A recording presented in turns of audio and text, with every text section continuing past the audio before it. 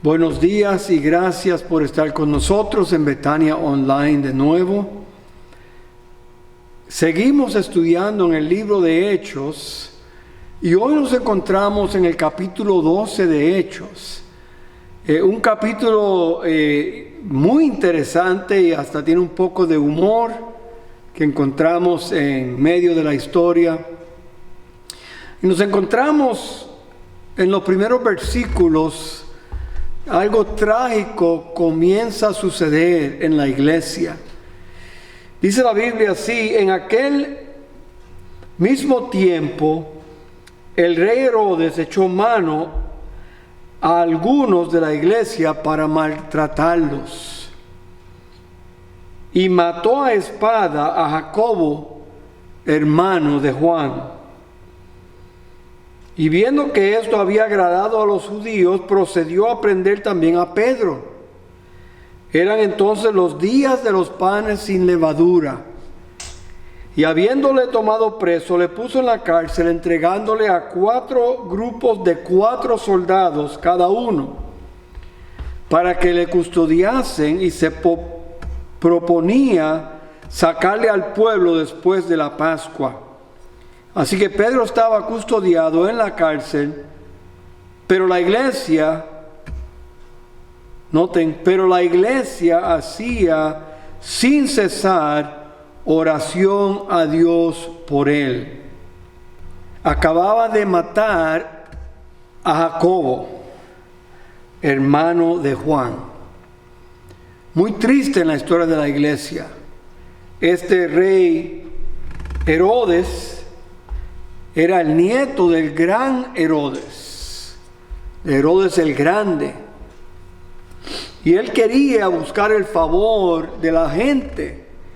Y como había cierta persecución de los cristianos, él pensó, para ganar más favor con el pueblo, de eliminar estos líderes de la iglesia, Jacobo y también Pedro.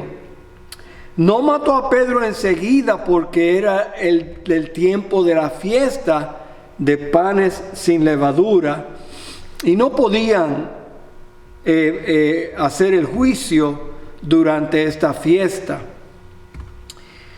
Pero hermanos, en esta historia, aunque la palabra oración o la descripción de la oración solo aparece en 2 versículos,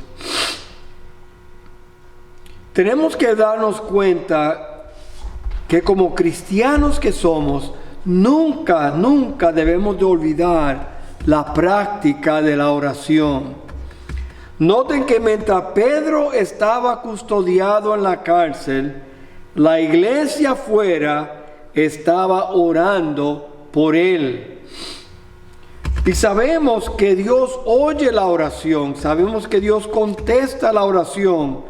Hay personas que a veces piensan, no, pero no debemos de orar solamente en tiempos de crisis, y eso es cierto.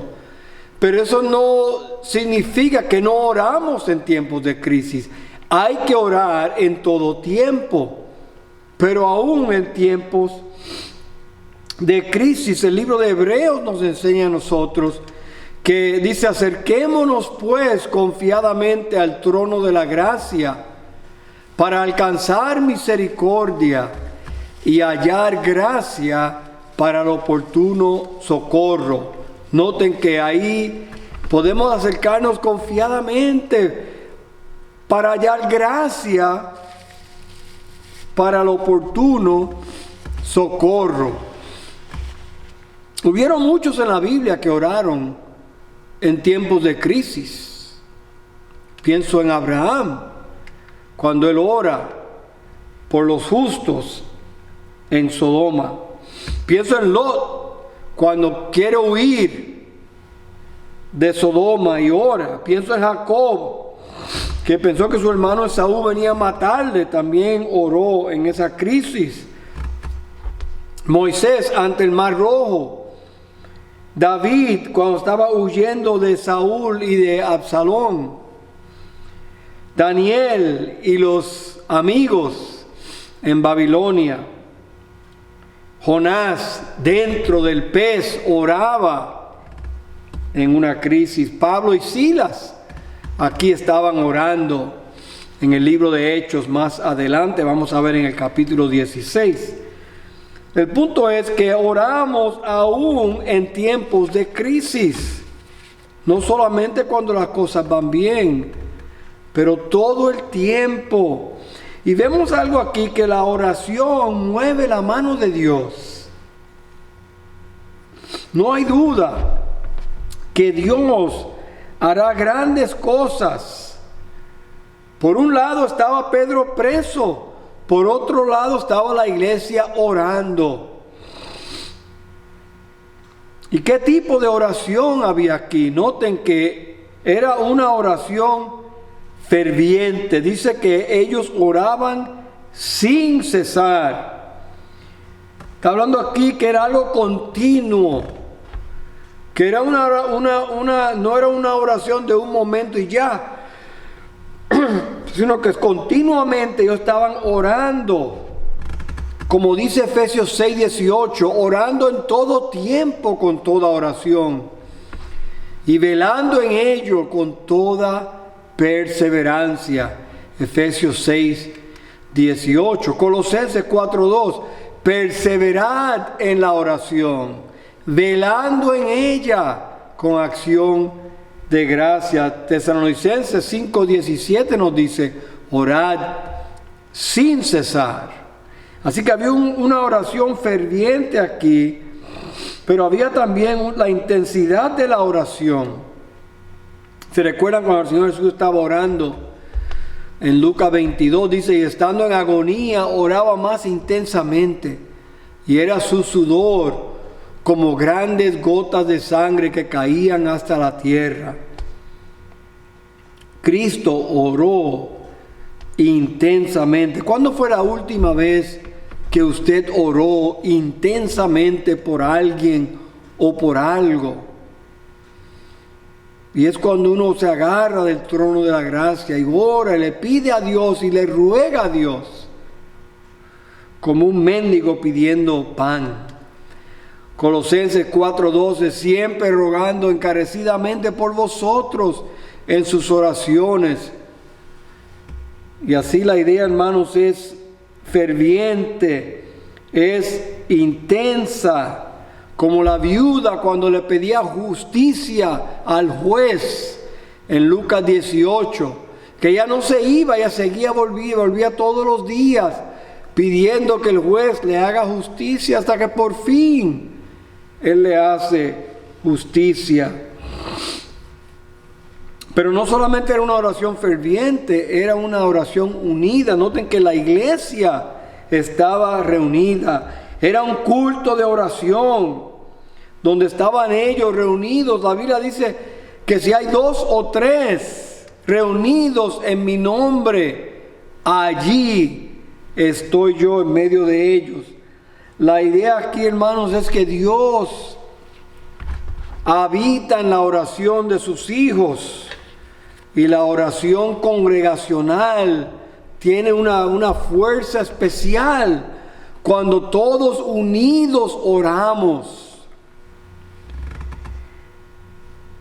Y noten que la oración también era una oración de intercesión. Ellos no estaban pidiendo por ellos, ellos estaban orando por Pedro. Y la oración, hermanos, debe ser intercesora. Orando por otros, orando por nuestros hermanos, por nuestros amigos, por nuestra familia, orando por otros. No que no debemos nunca orar por nosotros, obviamente sí. La oración del Padre Nuestro nos dice que pidamos el pan nuestro de cada día. Perdónanos nuestras faltas, etc. No es que no oramos por nosotros, pero una parte de la oración es interceder por otros. Dice la Biblia: pedís y no recibís porque pedís mal, para gastar en vuestros deleites. Dios conoce la motivación de nuestra oración. Un predicador puritano, Thomas Watson, dijo lo siguiente: El ángel sacó a Pedro de la prisión, pero fue la oración que sacó al ángel. Me encanta ese dicho. Dice el versículo 6, y cuando Herodes le iba a sacar, aquella misma noche estaba Pedro durmiendo entre dos soldados, sujeto con dos cadenas, y con guardas delante de la puerta custodiaban la cárcel. He aquí, se presentó un ángel del Señor. Noten, no el ángel del Señor, que hubiera sido Cristo, sino un ángel, un mensajero, un ángel guardián, algunos le llaman. Un ángel del Señor se presentó y una luz resplandeció en la cárcel, y tocando a Pedro, así de dormido estaba que había que moverlo, tocando a Pedro en el costado, le despertó diciendo: levántate pronto, y las cadenas se le cayeron de las manos. Y le dijo el ángel: cíñete y átate las sandalias, y lo hizo así. Y le dijo: envuélvete en tu manto y sígueme.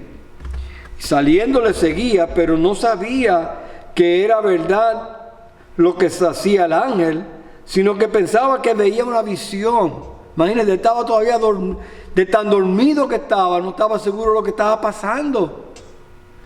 Pero él siguió las instrucciones, y habiendo pasado por la primera y la segunda guardia, llegaron a la puerta de hierro que daba a la ciudad, la cual se les abrió por sí misma. Obviamente el Señor la abrió, y luego el ángel se apartó de él. Entonces Pedro, volviendo en sí, dijo: ahora entiendo verdaderamente que el Señor ha enviado su ángel y me ha librado de la mano de Herodes y de todo lo que el pueblo de los judíos esperaba. Y habiendo considerado esto, llegó a casa de María, la madre de Juan Marcos, donde muchos estaban reunidos orando. Había un culto de oración en esta casa. Esta María tenía una casa bastante grande, porque menciona en otras ocasiones, la Biblia menciona reuniones en esa casa. Cuando llamó Pedro a la puerta del patio, salió a escuchar una muchacha llamada Rode, la cual, cuando reconoció la voz de Pedro, de gozo no abrió la puerta, sino que corriendo adentro dio la nueva de que Pedro estaba en la puerta. Noten, hermanos, que Dios contesta a tiempo. Dios no llega tarde en el calendario de Dios, quizás en nuestro calendario, pero no en el calendario de Dios. Dios siempre llega a tiempo. Vemos que la Biblia dice, Pedro escribiendo más tarde en su epístola, porque los ojos del Señor están sobre los justos, quizás pensando en este evento. Pero vemos que Dios, milagrosamente Dios contesta esta oración, no como ellos habían pensado, sino de una manera milagrosa. Pedro sale de esta cárcel y nadie se dio cuenta que él estaba saliendo. El ángel los cegó, el ángel los durmió. Nunca esperaban esto, pero este grupo estaba orando. Con razón Dios hizo un milagro aquí. El pueblo orando, el pueblo creyendo que Dios iba a obrar. Y Dios lo hizo. Ninguna oración, ningún poder. Poca oración, poco poder. Mucha oración, mucho poder. Hermanos, nunca minimice su tiempo de oración. Dios oye nuestras oraciones. Dios contesta nuestras oraciones.